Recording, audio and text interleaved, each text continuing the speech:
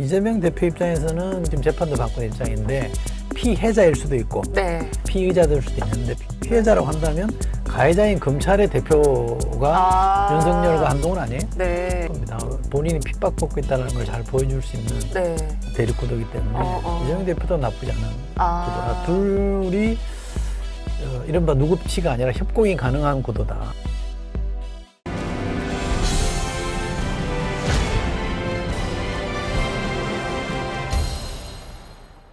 11년 만에 여야 대표회담이 있었다고 말씀을 드렸는데 보셨어요? 대표회담? 결과만 봤어요. 결과만 보셨어요? 네. 일단 좀 짧게 총평을 해주신다면 그 결과에 대해서 어떻게 평가를 해주실까요? 뭐 저는 처음부터 큰 기대를 안 했습니다만 나쁘지 않다. 일단. 네. 두 번째는 아마 윤석열 대통령이 가슴을 쓸어내리지 않았을까. 왜 쓸어내리셨을까요? 만약에 네. 이른바 한의회동에서 뭔가 결과가 나와서 네. 정부가 다른 입장을 제시했다. 심각하죠. 지금까지는 용산대 또는 여권대 야권의 구도였다면 네. 이제는 입법부 대 행정부, 국회 대 정부의 구도가 만들어지는 네. 것이기 때문에 네. 굉장히 긴장을 했었을 거예요. 한동훈 대표가 쓸 수 있는 카드가 있구나라는 걸 보여준 거잖아요. 네. 내가 마음만 먹으면 야당 대표랑 뭔가 합의해서 갈 수 있다는 걸 살짝 보여준 거예요. 살짝. 칼집을 살짝 뽑았다가 닫았거든요. 그런 점에서 보면 윤석열 대통령이나 용산은 상당히 긴장을 했을 거고 아마 한동훈 대표도 그런 차원에서 했을 거예요. 그래서 계속 이재명 대표한테 그 여야 대표회담 하자고 적극적으로. 그렇죠. 그래서 나는 이 카드가 있다라는 걸 보여준 거고요. 그러나 아직은 네. 전면전으로 가지 않겠다. 두고 봅시다. 내가 최상병 특검도 이렇게 아직 덮고 있다. 네. 그것도 사실은 한동훈 대표 쓸 수 있는 카드 중에 하나거든요. 꺼내면 야당이 바로 호응해버릴 거기 때문에 그렇죠. 계속 지금. 그것도 지금 누르고 있는 것이라 의미 있는 아마 한동훈 대표에서 의미 있는 회동이었을 테고 네. 이재명 대표도 저는 손해 나진 않았을 것 같아요. 그래요? 상당히 저장적인 입장을 보였잖아요. 양보하는 자세. 25만 원 민생지원금도 네. 뭐 내가 양보할 수 있다. 선별적으로 해도 받겠다. 최상병 특검도 이런 방식으로 다 너가 하자는 대로 해줄게. 네. 양보했다. 그러니까 약간 퉁큰 모습을 보인 거잖아요. 그리고 한동훈 대표랑 이재명 대표가 이렇게 대립하는 구도 또는 같이 서 있는 모습이 나쁘지 않아요. 왜냐하면 이재명 대표 입장에서는 피의자잖아요. 지금 재판도 받고 있는 입장인데 피해자일 수도 있고 네. 피의자될 수도 있는데 피해자라고 한다면 가해자인 검찰의 대표가 윤석열과 한동훈 아니에요? 네. 이 구도를 만들어 놓으면 이재명 대표는 나쁘지 않을 겁니다. 본인이 핍박받고 있다는 걸 잘 보여줄 수 있는 네. 대립구도이기 때문에 이재명 대표도 나쁘지 않은 구도라. 둘이 이른바 누구 편에 하면 협치가 아니라 협공이 가능한 구도다. 협공이 가능한 구도다. 둘이 손잡고 용산을 공격할 수 있는 구도이기 때문에. 그럼 아직까지는 잡을까 말까 지금 간보는. 간만 보여준 거죠. 특히 한동훈 대표 입장에서 네. 간만 보여준 거니까 조심해라. 나도 카드 있다. 이런 걸 보여줘서 아마 윤석열 대통령이나 용산은 상당히 긴장했을 거예요.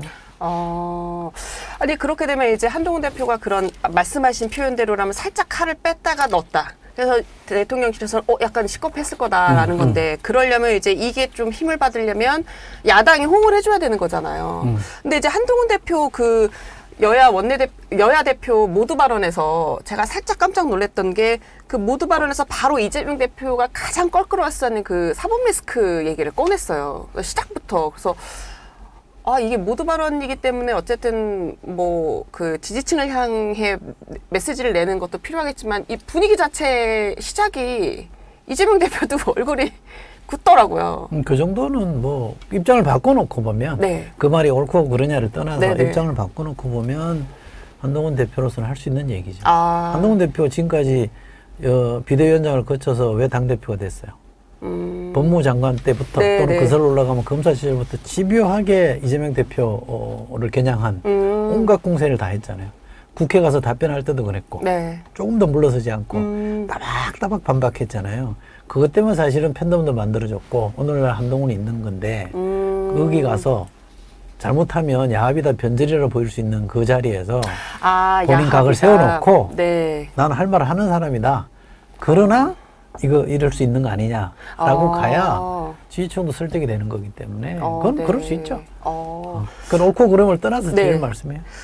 그 이재명 대표는 그 얘기를 했잖아요. 한동훈 대표 이후에 이제 이재명 대표가 모두 발언할 때 한 대표의 뭐 가장 약한 고리이기는 한데 이제 당정 갈등에 관련해서 이제 얘기를 좀 부각을 시키시더라고요. 근데 그러면서 한 대표를 일단 한번 공격을 했다라고 해야 되나? 공격을 하고 그 다음 얘기하는 게 대통령 소추권이랑 그 다음 계엄 공개적으로 얘기를 하던데 그래서 이재명 대표가 향하는 메시지는 한동훈 대표보다는 근데 사실 윤 대통령 쪽이 더 세다라는 생각이 좀 들더라고요. 지금은 주공은 주공격 대상은 윤석열 대통령이 될 수밖에 없죠. 한동훈 대표 말 중에 네. 그러니까 너무 그 야당을 검찰이 핍박하는 거 아니냐, 야당 대표를 네. 2년 넘게 계속 수사로 괴롭히는 네네. 거 아니냐라고 하니까 지난 정부 때 나도 그렇게 당했다고 하는데 그거는 말이 안 되는 얘기죠. 뭐 얼마나 당했다고. 지금 정부가 하듯이 만약에 달달 볶았다면 멀쩡하겠어요? 장관 됐겠어요?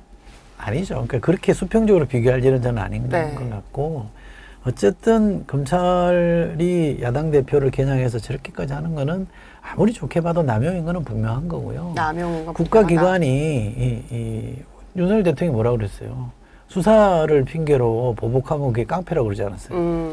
지금 뭐 그 다르지 않은 거 아는 거 아니에요? 많은 국민들이 지금 검찰이 하는 좀 제가 신뢰되는 표현인지 모르겠는데 하는 짓과 깡패가 하는 짓이 뭐가 다른지 모를 거요. 그 정도로 똑같다고 느끼지 않을까요? 저는 별로 다르지 않을 거라는 느낌입니다. 그래서 지금은 좋다고 쳐요. 네. 검사 출신 대통령이 만들어졌으니까 검찰 권력이 피크에 와 있으니까 다음 정부 때는 어떻게 할 거냐. 만약에 검사 출신 대통령이 안 나왔다 네. 하면 어떻게 할 거냐. 검찰이 지금처럼 온전한 모습으로 유지될 거냐. 저는 아닐 거라고 봐요. 그러니까 저는 지금 저렇게 권력을 휘두르는 게 결국은 자기 발등 찍는 게 될 거다. 그렇잖아요. 모든 국민들이 볼 때 한쪽이 권력이 유난히 세면 네. 견제하고 싶어지는 게 맞아요. 또 그게 민주주의입니다. 견제를 통해서 균형을 갖추라는 게 민주주의인데 한쪽이 네. 유난히 지금 도드라져 있고 유난히 편파적으로 그 권력을 쓰고 있다. 그건 야당한테도 마찬가지예요. 야당이 다수 권력을 가지고 의회의 입법권을 마음대로 남용하고 있다. 그러면 거기에 대한 견제가 들어가듯이 검찰은 이른바 우리가 왜 칼잡이에 비한 이유가 뭐냐. 살아있는 칼 아닙니까? 그죠? 네. 그리고 그 검찰이 문재인 대통령 때 뭐라 그랬어요? 살아있는 권력에 대한 수사를 해야 된다 그랬잖아요. 네. 지금 살아있는 권력은 어디입니까? 윤 대통령 아니에요. 그쵸. 끔찍도 못 하잖아요. 털끝 하나 못 건드리는데 이미 죽은 권력에 대해서는 탈탈 털고 이제는 드디어 문재인 전 대통령까지 간다? 저는 이거는 심하게 말하면 죽는 수다. 죽는 수다. MB 트랩에 걸린 거다라고 봐요. MB가 네. 노무현 전 대통령 수사하면서 노무현 대통령이 극단적 선택을 하고 네. 결국 정권이 망했고 그 세력 자체가 무너지기 시작했거든요. 네. 그렇게 보면 넘지 않아야 될 선을 넘었다. 그러니까 제가 비유를 하자면 MB 트랩에 빠졌다 지금. 그러니까 전직 대통령이나 전 정부를 공격해서 정치적 이득을 도모하는 거는 네. 잠깐은 유용할지 모르지만 전혀 도움이 안 된다. 지지율 23%는 전 정권 수사한다고 해서 전직 대통령을 어떻게 한다고 해서 회복되지 않습니다. 그렇잖아요. 지금 의료대란이다 뭐다. 네, 국민들이 힘들어하는 이 현실에 대해서 대통령이나 정부가 답을 내야 지지율이 회복되는 거고 지지율이 회복되지 않은 건 만사 도루묵입니다. 의미가 없습니다. 왜 그걸 못합니까? 지금 난 대통령 국정브리핑 보면서 네. 의료 현장을 가보시라고 한 말에 대해서 정말 네. 너무 기가 막히더라고.